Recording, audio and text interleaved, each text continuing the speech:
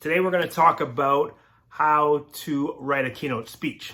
I talk to a lot of speakers and I have clients that have spoken, whether it's at Toastmasters or another group, and they've given 8 to 10 minute speeches or 5-minute speeches or quick pitches, and they want to know how to make that 30, 45, 60-minute keynote talk. So today you're going to pick up 5 T's to writing and creating that keynote speech that now you can take out as part of your business and get paid for. The first T is your topic. Before you go anywhere with writing a speech, know your topic that you're going to speak on. As a speech coach, I always see people that say, I just want to go speak about everything. I'm a leadership expert. I'm a productivity expert. I do all these different things, and they don't appeal to anyone. If you're trying to speak to everyone, you're speaking to no one. So know your specific topic that you are an expert on. That's number 1, your topic. Number 2 is what I call tackle. What crowd do you want to tackle? What crowd do you want to speak for? Who do you want to speak for? And what problem do you want to help them solve? You need to know not only what you're going to speak on, but who you're going to speak to and why they should bring you in. What problem are you solving for them? We're not in the business of just going out to speak. We're in the business of solving problems as speakers. The next T number 3, is tell a story.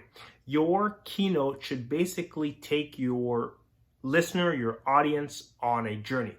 I often think of Joseph Campbell's The Hero's Journey when I think of this. And in that format, it's one of the most well-known formats for storytelling. Hollywood uses it. A lot of big names use this format, and every story that's ever been told follows some version of this format. What it is a character has a problem. They meet a guide who helps them to achieve success. Luke Skywalker.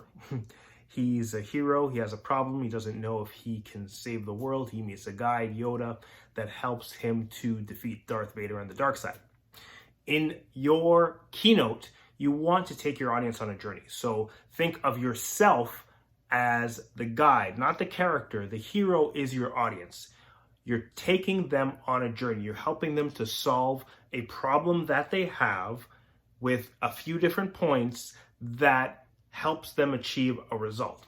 So you are the guide to them and helping them get to that end destination.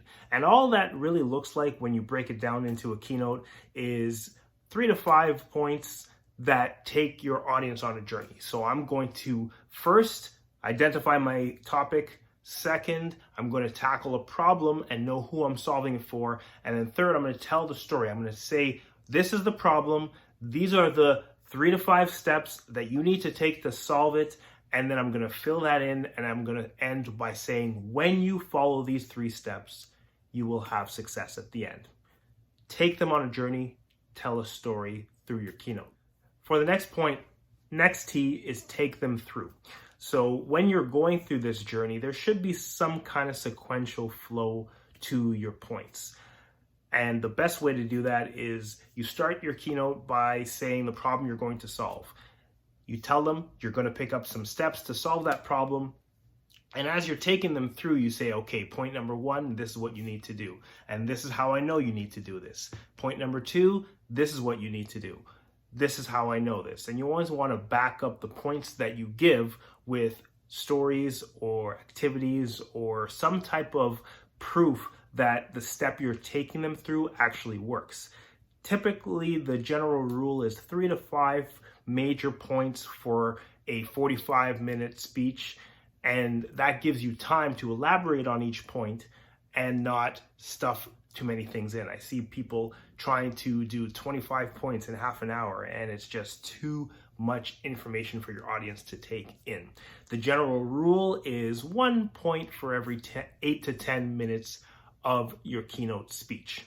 And the final T is tug on the heartstrings. Now, this is not about telling a sad story. It's about making sure your message is memorable. You're going to review your points of your keynote, and you want to end in a way that appeals to emotions. There are 4 emotions that tend to work the best when it comes to appealing to your audience and getting them to take action. Those emotions are pride, hope, love, and fear. So if you think of those 4 emotions as you end your keynote, you'll end on a high. And I once was told that people remember your first and last words the best. So make sure you end strongly. So remember these 5 T's. If you want to take it further, click below, connect with me. We'll help you write that keynote. But this just gives you a basic idea of what you need to have in your keynote to make it a successful keynote that you can take out and use it to impact and inspire the world.